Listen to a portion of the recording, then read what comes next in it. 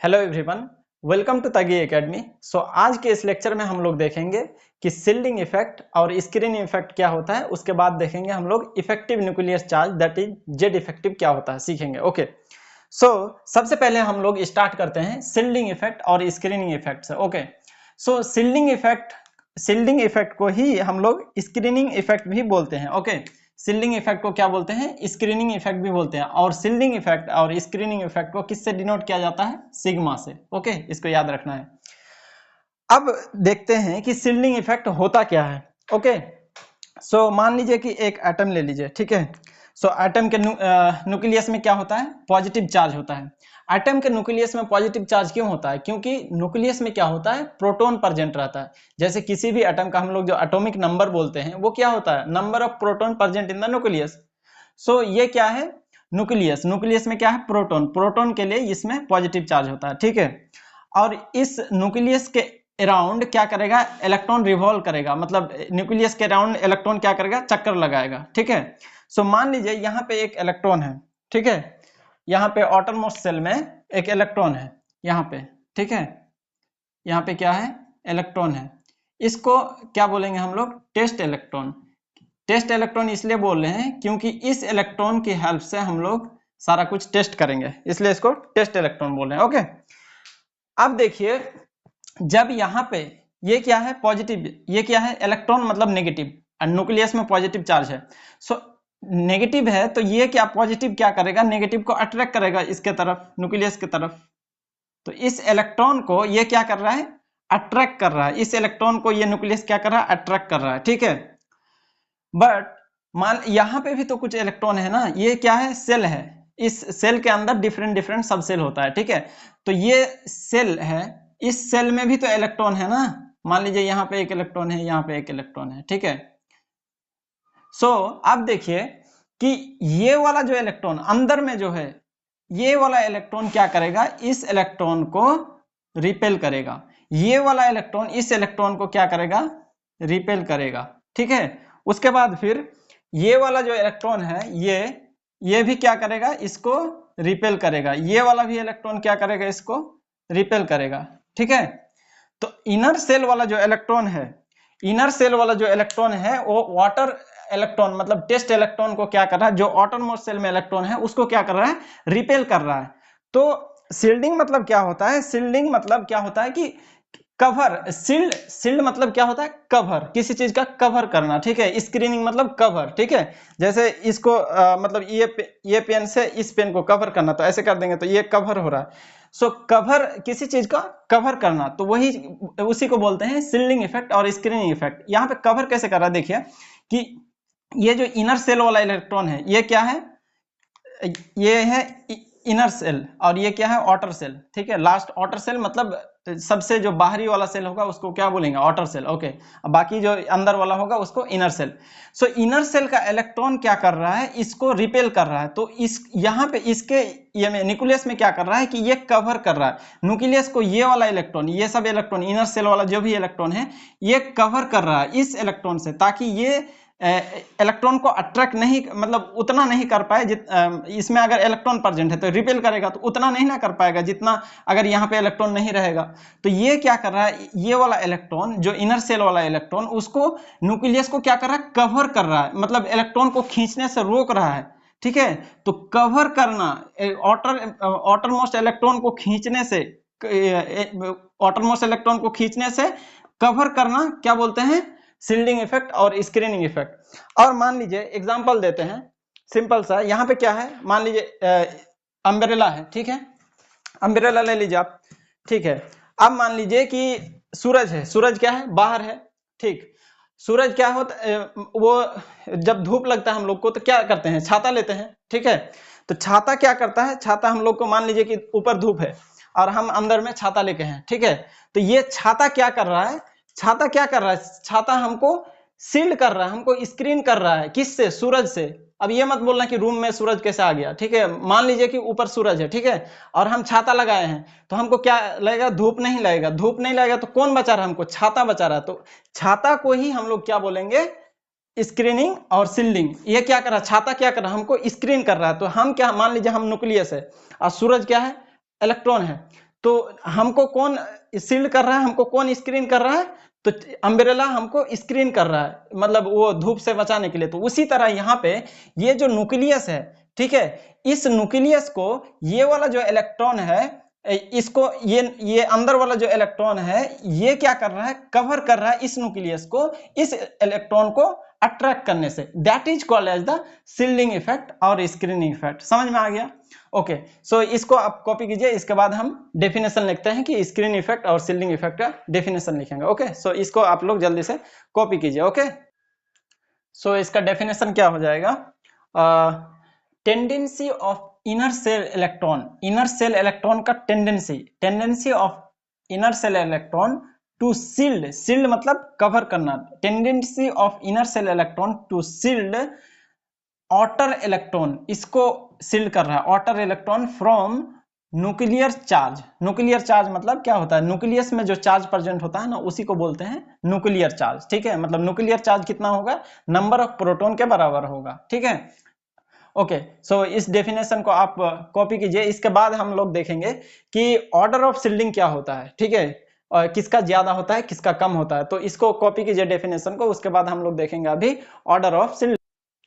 सो चलिए आइए आप देखते हैं order of shielding. Okay, so order of shielding क्या होता है, S greater than P greater than D and greater than F। Okay, ये ऑर्डर ऑफ शील्डिंग क्या मतलब, S क्या करेगा, सबसे ज्यादा शील्ड करेगा, सबसे ज्यादा कवर करेगा न्यूक्लियस को, उसको अट्रैक्ट करने से, आउटर मोस्ट इलेक्ट्रॉन को अट्रैक्ट करने से। ओके, सो यहाँ पे देखिए ऑर्डर ऑफ शील्डिंग क्या है, एस पी ग्रेटर देन, इसका जो डी और एफ का क्या होगा, शील्डिंग पुअर होगा, ये उतना अच्छा शील्ड नहीं कर पाएगा। ठीक है, न्यूक्लियस को, इसका शील्डिंग सबसे ज्यादा एस का होगा, पी का होगा, फिर डी का भी कम होगा, बट सबसे कम किसका होगा, एफ का होगा।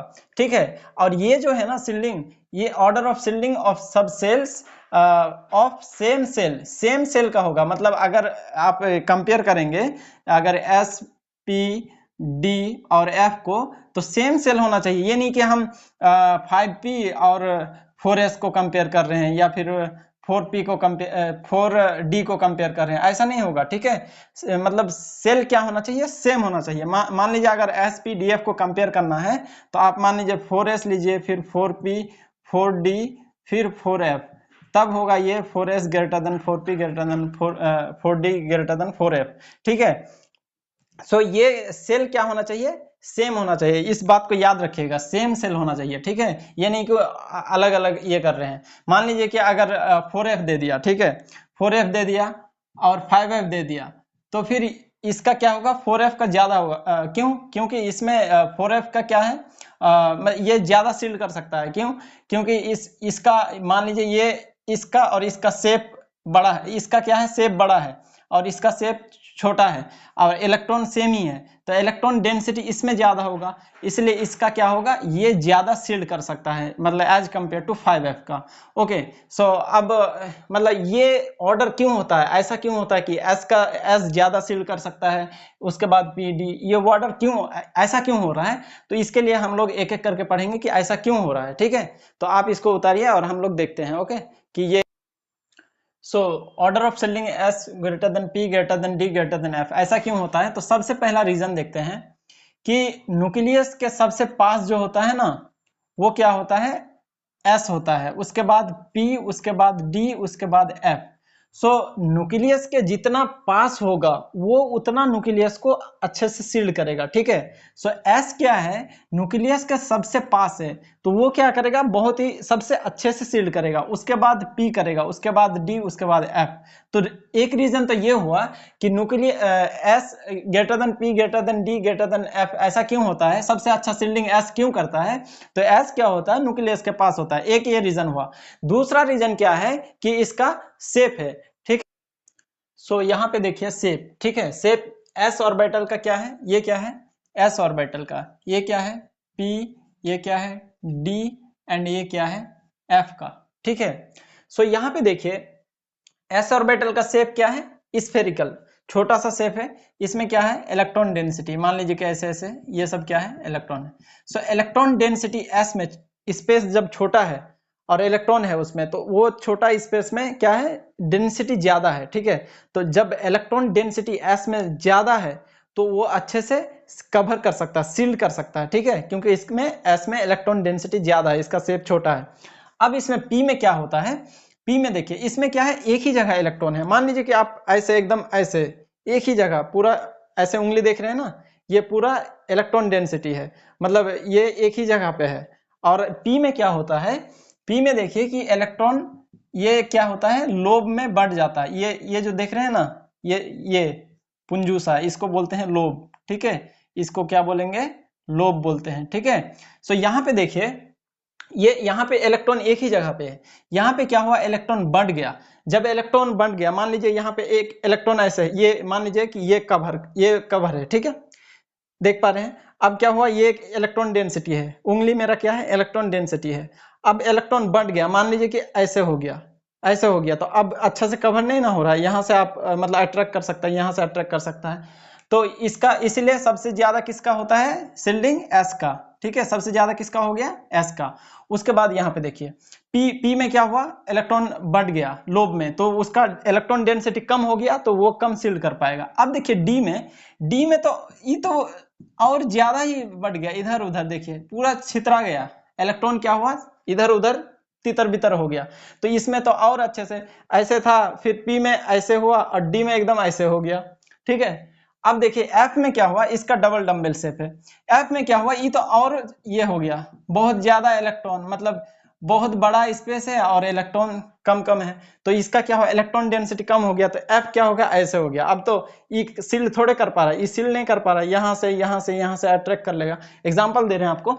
सो इसीलिए ऑर्डर ऑफ सील्डिंग जो होता है एस का सबसे ज्यादा होता है, उसके बाद पी का होता है, उसके बाद डी का होता है, उसके बाद एफ का होता है। और ये दोनों का जो है ना बहुत एस डी एफ का जो होता है ये पुअर होता है, ठीक है। सो सिंपली आपको याद रखना है कि एस क्या होता है, एस ऑर्बिटल का शेप स्फेरिकल होता है, स्फेरिकल, इलेक्ट्रॉन डेंसिटी उसमें कम, इलेक्ट्रॉन डेंसिटी बहुत ज्यादा होता है, इलेक्ट्रॉन डेंसिटी ज्यादा हुआ। फिर पी में क्या हुआ, इलेक्ट्रॉन लोब में बढ़ गया, इलेक्ट्रॉन डेंसिटी कम हो गया, ऐसे हो गया, ये मान लीजिए ये इलेक्ट्रॉन डेंसिटी है, ठीक है, एस में ऐसे है, पी में क्या हुआ, ऐसे हो गया, डी में ऐसे हो गया, और एफ में पूरा ऐसे हो गया, ठीक है। तो यहां से अट्रैक्ट कर सकता है ना, तो ये सबसे अच्छा सील्ड कौन करेगा, जो ऐसे रहेगा एकदम, मतलब जो इलेक्ट्रॉन डेंसिटी एकदम बहुत ज्यादा होगा, एक जगह रहेगा, तो वो ज्यादा कवर कर पाएगा। और इलेक्ट्रॉन इधर उधर छितराया हुआ रहेगा तो फिर उसको कम इलेक्ट्रॉन, मतलब इलेक्ट्रॉन छितराया हुआ रहेगा अगर, तो उसमें क्या होगा कि वो अच्छे से कवर अप नहीं कर पाएगा।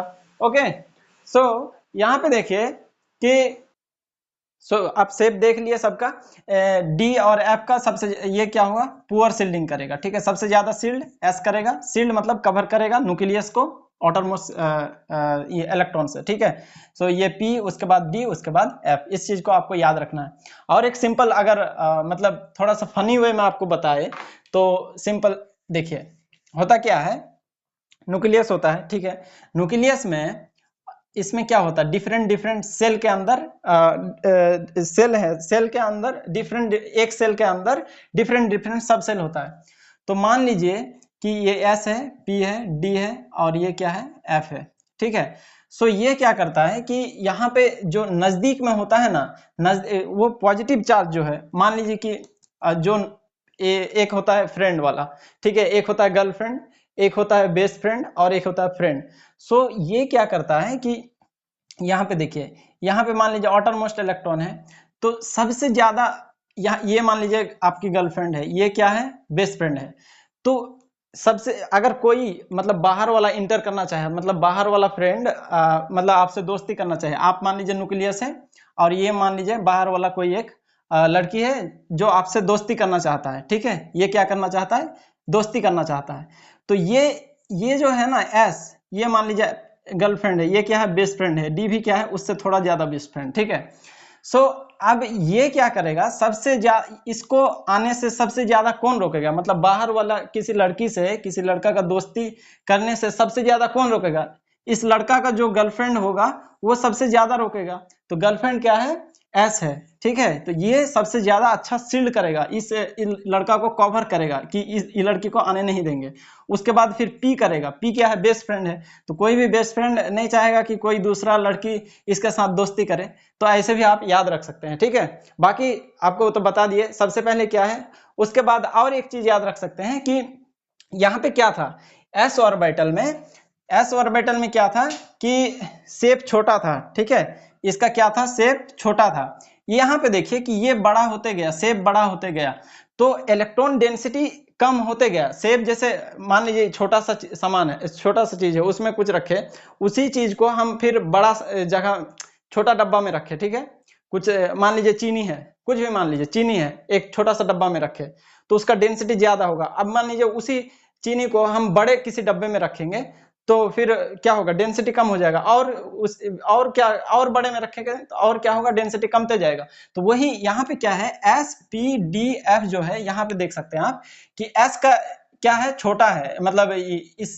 शेप क्या है, छोटा है, ऑर्बिटल का शेप बढ़ते गया तो इलेक्ट्रॉन डेंसिटी कम होते गया, तो इलेक्ट्रॉन क्या हो गया, डिफ्यूज्ड हो गया, मतलब इलेक्ट्रॉन लोब में बढ़ गया, तितर बितर हो गया, तो इलेक्ट्रॉन डेंसिटी कम हो गया। जब इलेक्ट्रॉन डेंसिटी कम हो गया तो वो इलेक्ट्रॉन ऐसे तितर बितर हो गया, तो यहाँ से देख सकते हैं आप कि मतलब ये कवर, ये वाला स्पेस तो कवर हो नहीं रहा, तो यहाँ से तो अट्रैक्ट कर सकते हैं ना, ठीक है, समझ गए। अब हम समझाएंगे कि जेड इफेक्टिव और इफेक्टिव न्यूक्लियर चार्ज क्या होता है। सो इसको आप कॉपी कीजिए, इसके बाद हम लोग स्टार्ट करेंगे effective nuclear charge, that is Z effective. Okay, so उतारिए इसको कॉपी कीजिए जल्दी से। अब देखते हैं कि इफेक्टिव न्यूक्लियर चार्ज या फिर उसी को डिनोट करते हैं जेड इफेक्टिव से, वो क्या होता है। सो न्यूक्लियर चार्ज मतलब जो हम ऑलरेडी बता चुके हैं कि न्यूक्लियर चार्ज क्या होता है, जो न्यूक्लियस में चार्ज प्रेजेंट होता है उसी को बोलते हैं न्यूक्लियर चार्ज। ओके, सो न्यूक्लियर चार्ज कितना होगा, नंबर ऑफ प्रोटॉन्स के इक्वल। सो यहाँ पे देखिए सील्डिंग इफेक्ट क्या कर रहा था, वो ऑटो टेस्ट इलेक्ट्रॉन को सील्ड कर रहा था। सो ये वाला जो है ना, ये न्यूक्लियस अब जो मतलब अट्रैक्ट करेगा इस इलेक्ट्रॉन को, टेस्ट इलेक्ट्रॉन को जो अट्रैक्ट करेगा वो कम करेगा, क्यों, क्योंकि ये सील्ड कर रहा है ना, इसको कवर कर रहा है, तो इसको रोक रहा है न्यूक्लियस को। इनर सेल इलेक्ट्रॉन, ये क्या है, इनर सेल है, और ये क्या है, आउटर सेल है। सो इनर सेल वाला इलेक्ट्रॉन आउटर सेल इलेक्ट्रॉन को कवर, मतलब ये न्यूक्लियस को इनर सेल वाला इलेक्ट्रॉन कवर कर रहा है आउटर सेल इलेक्ट्रॉन से। सो ये एक्चुअल में जितना अट्रैक्ट करना चाहिए, एक्चुअल में न्यूक्लियस इसको जितना अट्रैक्ट करना चाहिए उतना नहीं करेगा, क्योंकि इलेक्ट्रॉन इसको रिपेल कर रहा है, आउटर मोस्ट इलेक्ट्रॉन को। सो इफेक्टिव मतलब कोई भी चीज इफेक्टिव सुनते ही आपको ध्यान में आना चाहिए कि इफेक्टिव मतलब कम होने वाला है कुछ, मतलब जैसे आप लोग बोलते हैं ना कि हम आज 10 घंटा पढ़े लेकिन इफेक्टिवली 5 ही घंटा 8 घंटा पढ़े। इफेक्ट मतलब इफेक्टिव, कोई चीज का इफेक्टिव जो मतलब नेट मतलब नेट कितना पढ़े, मतलब इफेक्ट होके कंसंट्रेट होके कितना पढ़े, मतलब 10 घंटा पढ़े बट कंसंट्रेट एकदम इफेक्टिव होके कितना पढ़े, 8 घंटा पढ़े, तो वो होता है इफेक्टिव मतलब रिड्यूस समझिए, नेट, ठीक है। तो यहाँ पे देखिए इफेक्टिव तो एक्चुअल जितना अट्रैक्ट करना चाहिए उतना ये अट्रैक्ट नहीं करेगा, क्योंकि इसको रिपेल कर रहा है। तो इफेक्टिव न्यूक्लियर चार्ज इसी को बोलेंगे effective nuclear charge. Effective nuclear charge मतलब ऐसे बोल सकते हैं actual attraction power of nucleus का जो एक्चुअल अट्रैक्शन पावर होगा, मतलब जितना करना चाहिए था उतना नहीं करेगा, क्योंकि इलेक्ट्रॉन तो रिपेल कर रहा है इनर वाला, इसलिए actual attraction power of nucleus is called as Z effective. इसको माइंड में फिक्स कर लीजिए कि actual attraction power of nucleus is called Z effective और effective nuclear charge. Okay, so अब हम लोग इसका डेफिनेशन लिखते हैं। ओके, सो हम लोग डेफिनेशन देखेंगे अब। Actual attraction power of nucleus, ये क्या कहलाता है, actual attraction power of nucleus that is called as the effective nuclear charge. Okay, so effective nuclear charge का फॉर्मूला देख लेते हैं। Z effective is equal to Z minus sigma. So Z effective क्या हुआ, मतलब एक्चुअल कितना attract किया outer nucleus इस इलेक्ट्रॉन को, आउटर मोस्ट इलेक्ट्रॉन कितना अट्रैक्ट किया, दैट इज कॉल्ड एक्चुअल में, that is called Z effective. And Z effective is equal to Z minus sigma. Z मतलब एक्चुअल अट्रैक्शन, ठीक है, जेड मतलब क्या हुआ, एक्चुअल सॉरी टोटल अट्रैक्शन ना, जेड क्या हुआ, टोटल। सो जेड क्या हुआ, टोटल अट्रैक्शन, एक्चुअल नहीं, टोटल कितना अट्रैक्ट किया, ठीक है।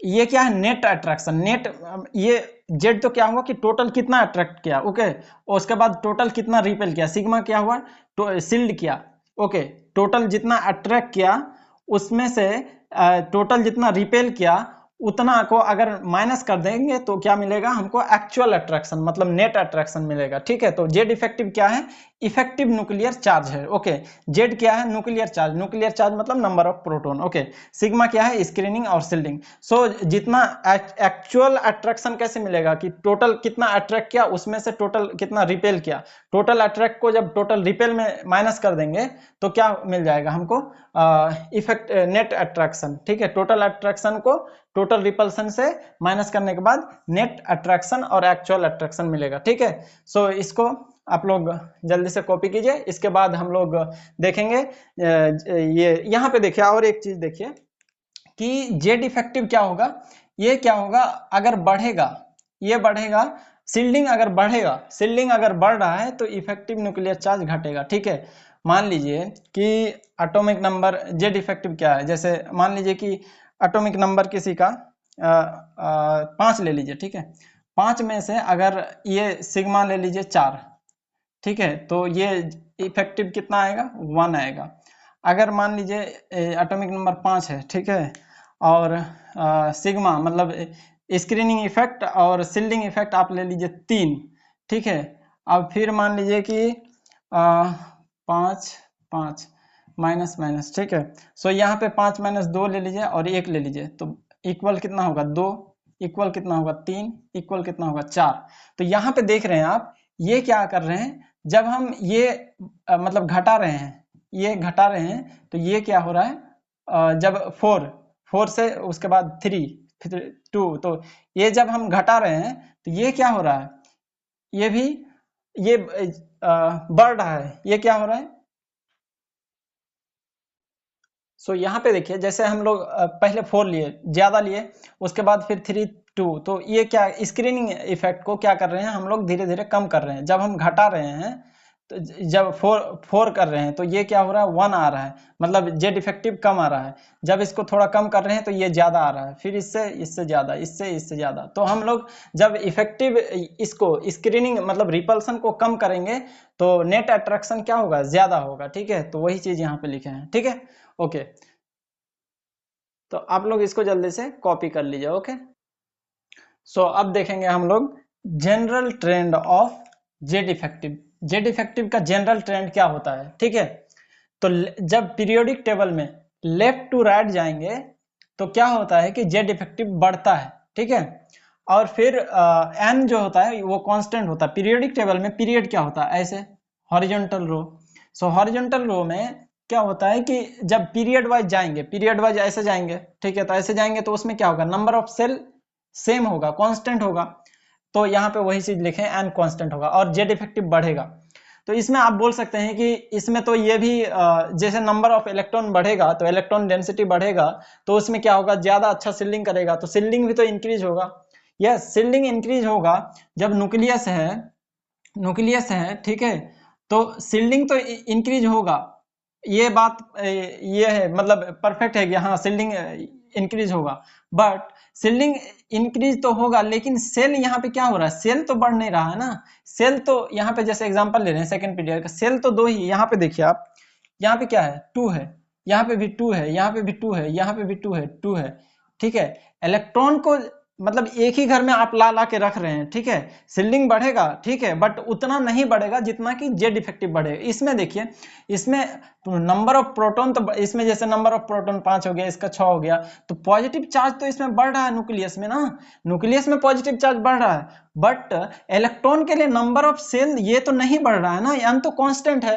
तो सील्डिंग तो करेगा बट उतना नहीं करेगा जितना कि जेड इफेक्टिव मतलब जितना कि जेड इफेक्टिव क्या होगा, इंक्रीज होगा, क्योंकि इसमें तो प्रॉपर नंबर ऑफ प्रोटॉन बढ़ रहा है। जैसे कार्बन का जाओगे तो 6 होगा, 7 नाइट्रोजन का 7, ऑक्सीजन का 8, नंबर ऑफ प्रोटॉन तो बढ़ रहा है, बट यहाँ पे सेल नहीं बढ़ रहा है। इसीलिए क्या होगा कि जेड स्क्रीनिंग इफेक्ट भी बढ़ेगा, बट उसके कंपेयर में जेड इफेक्टिव ज्यादा बढ़ेगा। तो ओवरऑल क्या होगा कि Z effective left to right जाने से पीरियड में क्या होता है, बढ़ता है। सिंपल याद रखिएगा। ठीक है, दूसरा चीज क्या है, टॉप टू बॉटम। जब पीरियोडिक टेबल का टॉप टू बॉटम जाएंगे तो टॉप टू बॉटम जैसे जाते हैं, लिथियम, सोडियम, पोटासियम, तो ये क्या होता है, n = 2, n = 3, n = 4, तो टॉप टू बॉटम क्या होगा, n इंक्रीज कर रहा है। यहाँ पे देखिए आप, टॉप टू बॉटम क्या हो रहा है, एन इंक्रीज हो रहा है, ठीक है।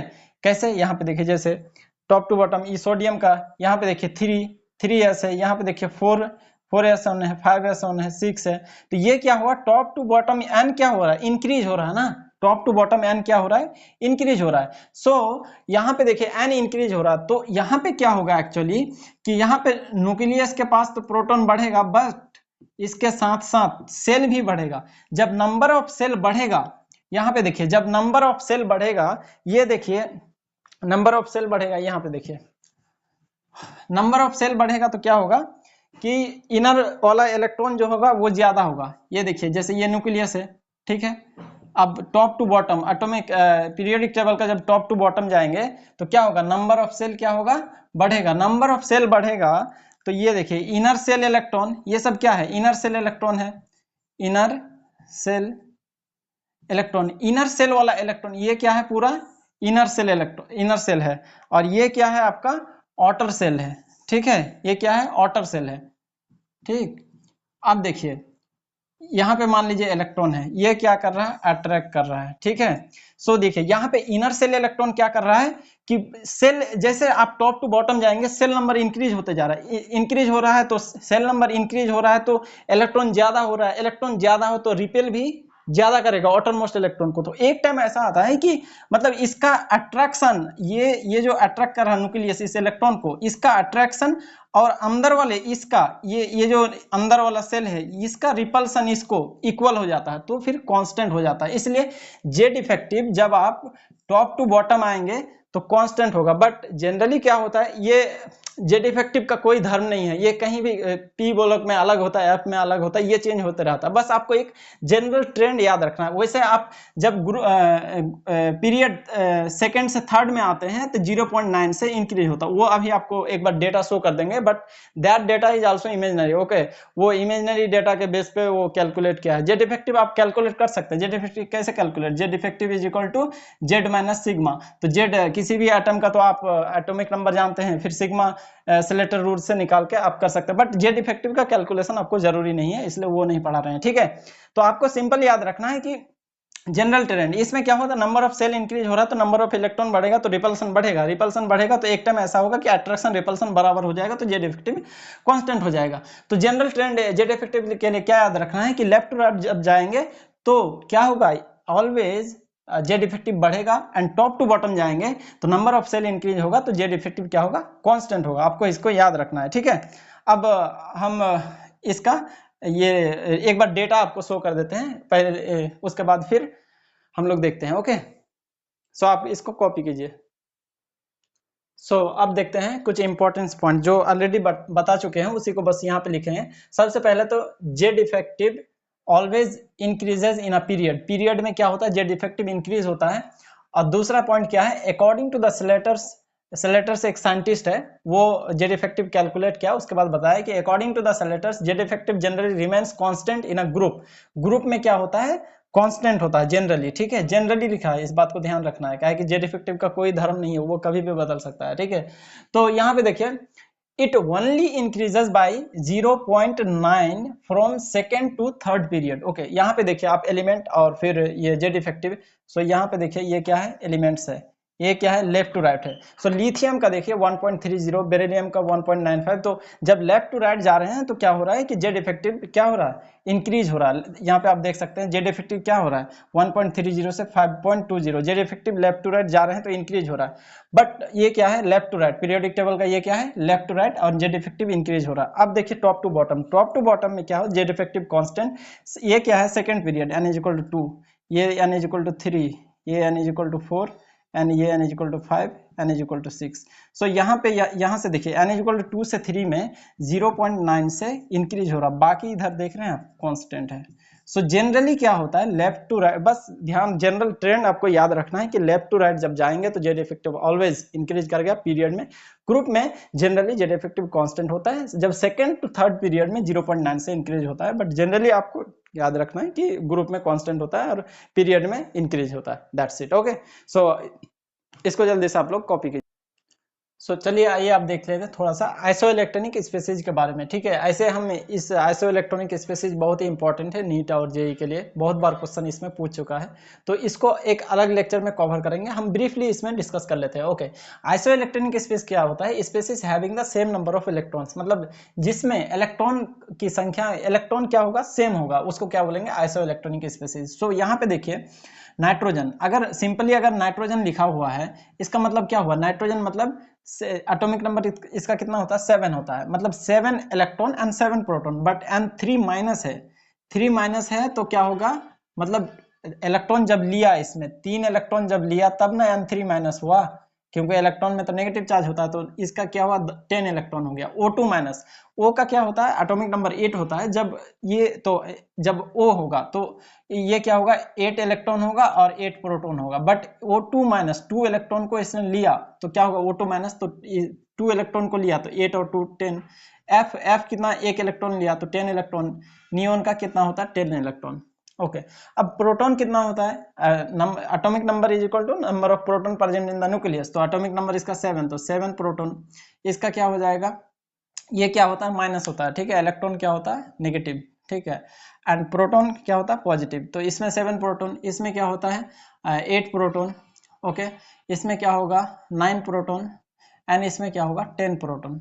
जब आइटम क्या होगा? न्यूट्रल रहे तो इलेक्ट्रॉन प्रोटॉन दोनों बराबर होगा। अब जेड इफेक्टिव अगर हमको बोले कि इसका जेड इफेक्टिव का ऑर्डर क्या होगा, तो जेड इफेक्टिव क्या होता था कि actual attraction power of nucleus. Okay, तो यहाँ पे देखिए 10 प्रोटॉन है, यहाँ पे देखिए 10 इलेक्ट्रॉन है, तो 10 प्रोटॉन मिलके 10 इलेक्ट्रॉन को खींच रहा है। ठीक है, यहाँ पे 9 प्रोटॉन मिलके 10 इलेक्ट्रॉन को खींच रहा है, मतलब 9 प्रोटॉन है, इलेक्ट्रॉन कितना है? 10 है, तो 9 प्रोटॉन और इलेक्ट्रॉन क्या है? ज्यादा है, तो ये कम खींचेगा। यहाँ पे 10 प्रोटॉन 10 इलेक्ट्रॉन, तो 10 प्रोटॉन वाला ज्यादा खींचेगा, तो यहाँ पे ऑर्डर क्या हो जाएगा? ऐसा हो जाएगा। ठीक है, ऑर्डर क्या हो जाएगा? ऐसा। ठीक है, ये क्या होगा? जेड इफेक्टिव का। सो दूसरा क्या है कि रेडियस के बारे में हम दूसरे लेक्चर में कवर करेंगे, अभी ब्रीफली बता रहे हैं। रेडियस जो होता है वो inversely proportional to Z effective होता है। कैसे radius inversely proportional to Z effective होता है? सो मान लीजिए यहाँ पे न्यूक्लियस है। ठीक है, ठीक है, न्यूक्लियस अगर जेड इफेक्टिव क्या है? इसको खींचना। अगर मान लीजिए ज्यादा जेड इफेक्टिव ज्यादा होगा तो इसको और पास लाएगा तो रेडियस क्या हो जाएगा? रेडियस घट जाएगा। जब कोई भी इलेक्ट्रॉन है उसको मतलब जब खींचेगा, ज्यादा पावर होगा तो ज्यादा पास लाएगा तो क्या होगा?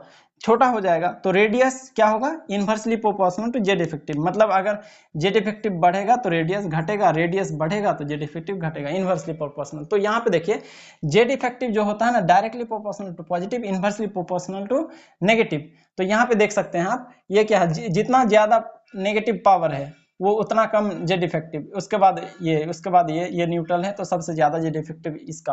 अगर इसी के केस में अगर मान लीजिए यही वाला क्वेश्चन का आपका N3 माइनस, यही वाला क्वेश्चन का आपको रेडियस का ऑर्डर पूछता है, N3 minus, O2 minus, F minus and Ne, तो रेडियस क्या हो जाता? ये हो जाता। ठीक है, अब रेडियस, आयनिक रेडियस क्या हो जाएगा? Radius directly proportional to negative बटे पॉजिटिव। आपको एक चीज याद रखना, या तो जेड इफेक्टिव याद रखिए, पॉजिटिव बटे नेगेटिव, तो रेडियस ऑटोमेटिकली हो जाएगा नेगेटिव बटे पॉजिटिव, क्योंकि इनवर्सली प्रोपोर्शनल है। तो रेडियस क्या हुआ? Directly proportional to negative. Directly proportional to negative, तो देखिए सबसे ज्यादा N3 माइनस का, फिर O2 माइनस का, फिर F माइनस का, फिर Ne माइनस का। ओके, सो अब एक हम ये तो ये नया वाला हो गया, एक हम केटायन का एग्जांपल लेके उसके बाद इस सेशन को वाइंड अप करेंगे। ओके, तो इसको जल्दी से आप लोग कॉपी कीजिए।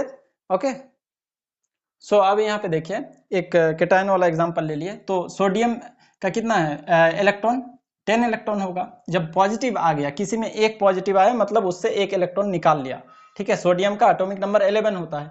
अगर एटॉमिक नंबर 11 है मतलब सोडियम का सिंपली बोले तो 11 इलेक्ट्रॉन 11 प्रोटॉन, बट एक इलेक्ट्रॉन जब आपने निकाल लिया, ठीक है, जब एक इलेक्ट्रॉन निकालेंगे तो एक प्लस आएगा, 2 इलेक्ट्रॉन निकालेंगे तो 2 प्लस आएगा, 3 इलेक्ट्रॉन निकालेंगे तो 3 प्लस आएगा। ठीक है, तो एक इलेक्ट्रॉन सोडियम से निकाल लिया, इसका एटॉमिक नंबर 11 होता है, तो ये हो गया 10 इलेक्ट्रॉन। ठीक है, प्रोटॉन कितना होगा? प्रोटॉन तो उतना ही होगा, 11 प्रोटॉन। ठीक है, अब देखिए यहाँ पे देखिए मैग्नीशियम 2+ है, मतलब 2 इलेक्ट्रॉन निकाला गया है इसमें, इसका एटॉमिक नंबर 12 होता है, तो 10 इलेक्ट्रॉन।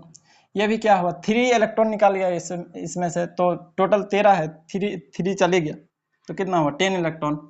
और 14 है, 14 में 4 चले गया, इलेक्ट्रॉन खींच लिया इससे, तो एटॉमिक नंबर 14 है, मतलब 14 इलेक्ट्रॉन 14 प्रोटॉन, बट +4 है, मतलब 4 इलेक्ट्रॉन को निकाला गया, तो बचा कितना 10 इलेक्ट्रॉन। अब प्रोटॉन देख लेते हैं, प्रोटॉन इसका कितना होगा 12 प्रोटॉन, इसका क्या होगा 13 प्रोटॉन, इसका क्या होगा 14 प्रोटॉन। ओके, अब देखिए प्रोटॉन में मतलब पॉजिटिव चार्ज। अब देखिए हम क्या बोले थे, जेड इफेक्टिव अगर निकालना, इसका जेड इफेक्टिव निकालिए, तो जेड इफेक्टिव क्या होता था, directly proportional to positive and inversely proportional to negative होता था। तो यहाँ पे देखिए आप ऐसे मतलब सिंपल वे में समझने के लिए ऐसे समझिए, देखिए 14 प्रोटॉन है, 10 इलेक्ट्रॉन है, तो 14 प्रोटॉन मिलके 10 इलेक्ट्रॉन को खींच रहा है, ऐसे सिंपल वे में समझने के लिए बता रहे हैं। 14 प्रोटॉन को 10 इलेक्ट्रॉन खींच रहा है, ठीक है। यहाँ 13 प्रोटॉन को 10 इलेक्ट्रॉन खींच रहा है, यहाँ 12 प्रोटॉन को 10 इलेक्ट्रॉन खींच रहा है, यहाँ 11 प्रोटॉन 10 इलेक्ट्रॉन को खींच रहा है, ठीक है। 12 प्रोटॉन 10 इलेक्ट्रॉन को खींच रहा है, 13 प्रोटॉन 10 इलेक्ट्रॉन और 14 प्रोटॉन 10 इलेक्ट्रॉन को खींच रहा है, ऐसे, ठीक है, सिंपल वे में समझिए। सो 14 प्रोटॉन 10 इलेक्ट्रॉन को खींच रहा है, तो ज्यादा प्रोटॉन है तो ज्यादा खींचेगा। इलेक्ट्रॉन तो सबका सेम है, ठीक है, इलेक्ट्रॉन क्या है, सबका सेम है, तो इलेक्ट्रॉन जब सेम है तो जिसका प्रोटॉन ज्यादा होगा वो ज्यादा खींचेगा, तो ज्यादा खींचेगा तो सबसे ज्यादा कौन खींचेगा, सबसे ज्यादा प्रोटॉन जिसका ज्यादा है, तो ये क्या हो जाएगा, जेड इफेक्टिव का ऑर्डर ये हो जाएगा, ठीक है, समझ गए। क्योंकि Z effective directly proportional to positive, अगर ज्यादा नंबर ऑफ प्रोटॉन होगा न्यूक्लियस में तो वो ज्यादा पॉजिटिव चार्ज होगा, ज्यादा उसके पास पावर होगा तो ज्यादा कस के खींचेगा, ठीक है। अगर ज्यादा कस के खींचेगा तो क्या होगा, सिकुड़ देगा, ठीक है, सिकुड़ देगा तो वो क्या होगा, रेडियस उसका कम हो जाएगा। अगर Z effective inversely proportional to size बोले ना, तो अगर जेड इफेक्टिव ज्यादा होगा तो ज्यादा इलेक्ट्रॉन को खींचेगा, पास में लाएगा, जितना ज्यादा पास लाएगा, मान लीजिए ये दूर दूर है, अब इसको खींच के पास ला रहा, पास ला रहा, पास ला रहा, पास ला रहा, तो ये क्या हुआ, रेडियस कम हो रहा है, तो रेडियस जेड इफेक्टिव के इनवर्सली प्रोपोर्शनल टू रेडियस है, ठीक है, इनवर्सली प्रोपोर्शनल टू रेडियस, ये बता चुके हैं। तो अगर इसी चीज का मान लीजिए sodium plus magnesium 2+ Al3 plus Si4+, okay. अब अगर मान लीजिए इसका रेडियस का साइज पूछा, तो जेड इफेक्टिव रेडियस क्या था, अगर Z effective inversely proportional to negative तो radius directly proportional to negative, तो सबसे ज्यादा ये देखिए सबसे ज्यादा किसका होगा, इसका होगा Na+ का, इसके बाद इसका, इसके बाद इसका। कैसे, क्योंकि यहाँ पे देखिए, यहाँ पे क्या है ज्यादा, ये तो क्या क्या एकदम पकड़ के खींच लिया पूरा, मतलब Si4+ क्या क्या बहुत ज्यादा खींचा, यहाँ इतना दूर था, ये पकड़ के, ये क्या इसके पास क्या है 14 प्रोटॉन, ठीक है, ये देखिए ये क्या है 14 प्रोटॉन और ये क्या है 10 इलेक्ट्रॉन, ठीक है, तो ये क्या क्या 14 प्रोटॉन इसको बहुत ज्यादा खींच लिया यहाँ तक लाके, तो इसका रेडियस क्या हो गया, ये रेडियस क्या हो जाएगा, सबसे कम हो जाएगा, ठीक है। अब मान लीजिए कि 13 प्रोटॉन है, ये यहाँ तक खींचा तो इसका रेडियस थोड़ा ज्यादा होगा, फिर 12 प्रोटॉन है, ये इतना खींचा, फिर इतना, तो ये क्या हुआ, रेडियस जितना मतलब जेड इफेक्टिव जितना ज्यादा होगा उतना कम रेडियस होगा, क्योंकि वो खींच के पास ला देगा, ओके। सो ये हो गया order, okay. So okay, thank you. अब हम लोग फिर नेक्स्ट लेक्चर में मिलेंगे। आइसो इलेक्ट्रॉनिक का कंसेप्ट बहुत ही इंपॉर्टेंट है for NEET and JEE, so we will discuss isoelectronic species in the next lecture. Okay, thank you. एक चीज यहाँ पे लिख लीजिएगा, छूट गया था, यहाँ पे जेड इफेक्टिव लिख लीजिएगा, ठीक है, ये जेड इफेक्टिव का ऑर्डर है, ये क्या है, रेडियस का ऑर्डर है, ठीक है। आप उसमें भी पिछले वाला क्वेश्चन भी करा रहे थे ना, उसमें भी आप लोग जेड इफेक्टिव और रेडियस अलग अलग लिख लीजिए, ये जेड इफेक्टिव का है, ये रेडियस का है। और यहाँ पे क्या बताया था कि साइज जो है इनवर्सली प्रोपोर्शनल टू पॉजिटिव, सो जितना ज्यादा पॉजिटिव चार्ज होगा उतना ज्यादा क्या होगा, साइज कम होगा। तो यहाँ पे देखिए जितना ज्यादा, सबसे ज्यादा पॉजिटिव चार्ज कितना किस में है, Si4+ में, इसलिए इसका साइज सबसे कम होगा, size inversely proportional to positive, ठीक है। तो ये जिसका ज्यादा चार्ज होगा, पॉजिटिव चार्ज होगा, उसका साइज सबसे कम होगा, इसलिए सबसे कम पॉजिटिव चार्ज इसका है तो सबसे ज्यादा साइज इसका है, ठीक है, Na+ का। So okay, thank you. इस चीज को आप लिख लीजिएगा, इसलिए हम बता दिए, वो उस पिछले वाले क्वेश्चन में लिख लीजिएगा। Okay, thank you.